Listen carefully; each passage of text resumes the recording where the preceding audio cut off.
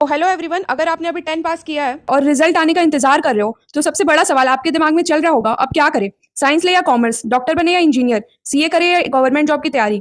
तो सच बताऊं, ये कंफ्यूजन सिर्फ आपका नहीं है। इंडिया में हर साल लाखों स्टूडेंट इसी कंफ्यूजन से गुजरते हैं। और गलती यहाँ होती है, लोग बिना सोचे समझे डिसीजन ले लेते हैं और बाद में रिग्रेट करते हैं। इसलिए आज का ये वीडियो आपको सिर्फ ऑप्शन नहीं बताएगा, बल्कि आपको सही डिसीजन लेने सिखाएगा। तो वीडियो को लास्ट तक जरूर देखिएगा, क्योंकि इनमें मैं आपको एक फाइनल डिसीजन फॉर्मूला दूंगी जिससे आप अपनी लाइफ का बेस्ट डिसीजन ले पाओगे।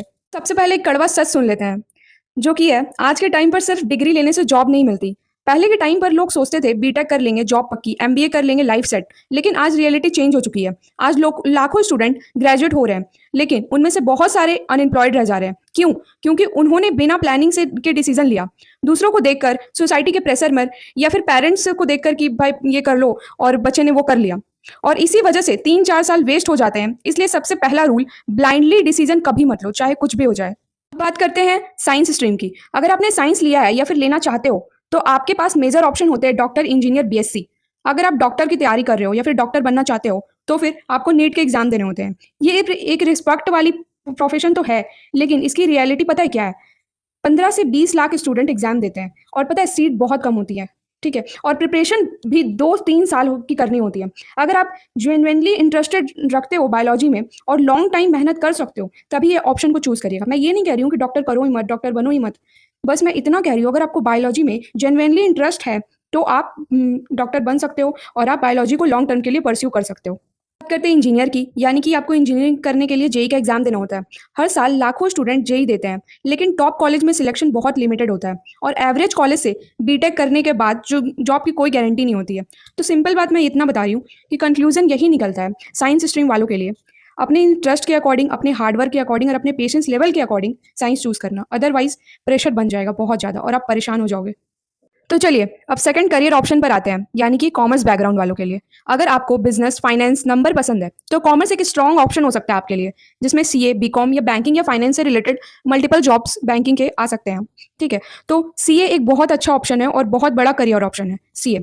लेकिन इसकी जर्नी बहुत टफ होने वाली है, क्योंकि इसमें आपको मल्टीपल्स एग्जाम देने पड़ते हैं, प्लस लो पासिंग परसेंटेज होते हैं और 4 से 5 साल का टाइम आपको देना ही होता है सीए बनने के लिए। अगर आप कंसिस्टेंस हो तो ही ये फील्ड आपके लिए स्ट्रॉन्ग करियर ऑप्शन बन सकता है। बाकी बीकॉम करके आप बैंकिंग लाइन में जा सकते हो, जो कि सेफ ऑप्शन तो है, लेकिन इसमें भी बहुत ज़्यादा कंपटीशन होने वाला है, क्योंकि हर एक बैंक के लिए लोग अप्लाई करते हैं। और जिसकी वजह से अगर जो बीकॉम लेते हैं, अगर वो सीए नहीं कर पाते, तो बैंकिंग, बिजनेस, फाइनेंस, यही सबसे लोग अप्लाई करते हैं, यही सब फील्ड में। और अगर सब लोग इसी फील्ड में अप्लाई करते हैं तो इस फील्ड में बहुत ज़्यादा कॉम्पिटिशन बढ़ जाता है। तो बैंकिंग जो कॉमर्स लेते हैं वो बैंकिंग के लिए सोचते ही सोचते हैं। तो कॉमर्स फील्ड में सीए के बाद सेकंड कॉम्पिटिशन तो बैंकिंग और फाइनेंस से रिलेटेड का ही है।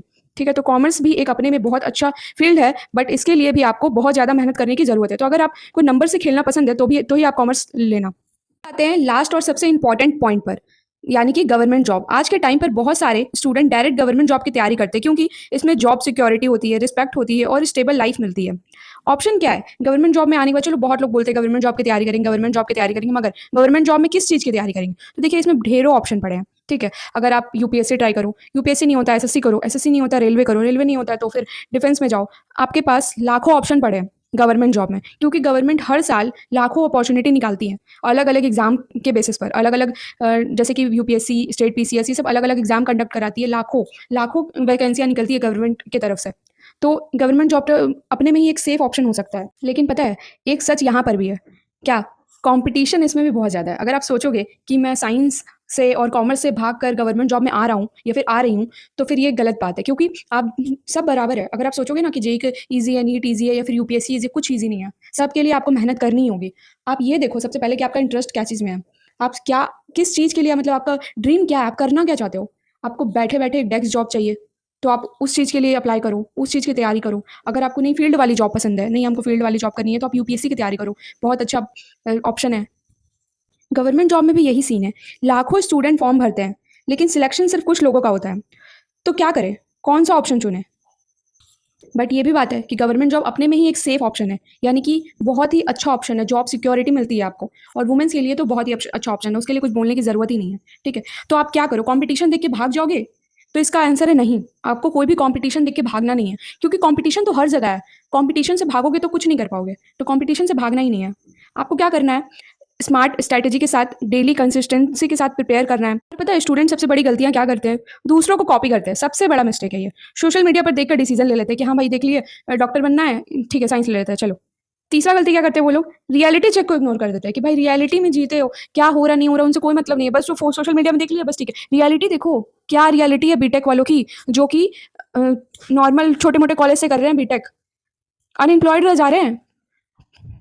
कंसिस्टेंसी रखना बहुत ज़रूरी है, कंसिस्टेंसी होना बहुत ज़रूरी है। चाहे आप कोई भी फील्ड चूज़ करो, साइंस कॉमर्स आर्ट्स, कोई भी फील्ड चूज़ करो, आपको कंसिस्टेंसी के साथ पढ़ना पड़ेगा।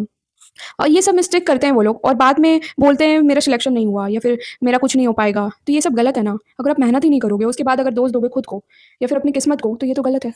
और हाँ, अगर आप अभी स्टार्ट करना चाहते हो तो ये स्टेप फॉलो जरूर करना। पहला, अपना गोल डिसाइड करो कि आपको करना क्या है। मान लो अगर आपको गवर्नमेंट जॉब में आना है तो आपको गवर्नमेंट जॉब में किस चीज़ की एग्जाम, कौन से एग्जाम की तैयारी करनी है, ठीक है। दूसरा, कि सिलेबस समझो। तीसरा, डेली रूटीन बनाओ, ये मोस्ट इंपॉर्टेंट है, डेली रूटीन बनाना बहुत जरूरी है। चौथा, मोबाइल डिस्ट्रैक्शन कम करो, फोन से जो तुमको डिस्ट्रैक्शन होता है ना हमेशा, वो एकदम कम कर दो। पांचवा, कंसिस्टेंसी रहो। कंसिस्टेंट रहोगे तो सिलेक्शन पक्का है, क्योंकि कंसिस्टेंसी को कोई नहीं ब्रेक कर सकता, कोई नहीं। चलो अब बात करते हैं, अब फाइनल बात पे आते हैं, आपको कैसे डिसाइड करना है। अब आप इतना चीज़ तो मैं बता दी कि क्या करना है कैसे करना है। अब आपको डिसाइड तो आपको करना है ना, क्योंकि करियर तो आपका है।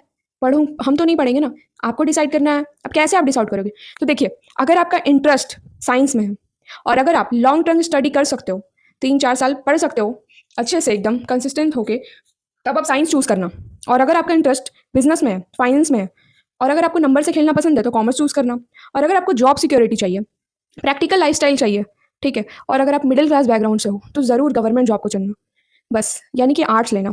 सिंपल है, आप अच्छे से सोचो और आप देखो कि आप क्या कर रहे हो, आपको क्या करना है। यही ऑप्शन यही है, डिसाइड आप ही को करना है।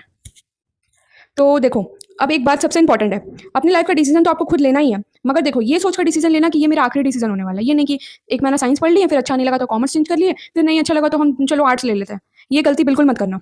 जो भी सब्जेक्ट को आप चुन रहे हो, जो भी गोल आप बना रहे हो, एक बार डिसाइड कर लिया तो फुल डेडिकेशन के साथ मेहनत करो, चाहे जो हो जाए, फुल डेडिकेशन के साथ मेहनत करो। और अगर वीडियो हेल्पफुल लगी हो तो लाइक करो, सब्सक्राइब करो और ज़्यादा से ज़्यादा शेयर करो, और कमेंट में ज़रूर बताइएगा कि आप क्या चूज़ करने वाले हैं। आई होप आपको मेरी बात समझ आई हो, मैं क्या आपको बताने की कोशिश कर रही हूँ, आप समझे हो।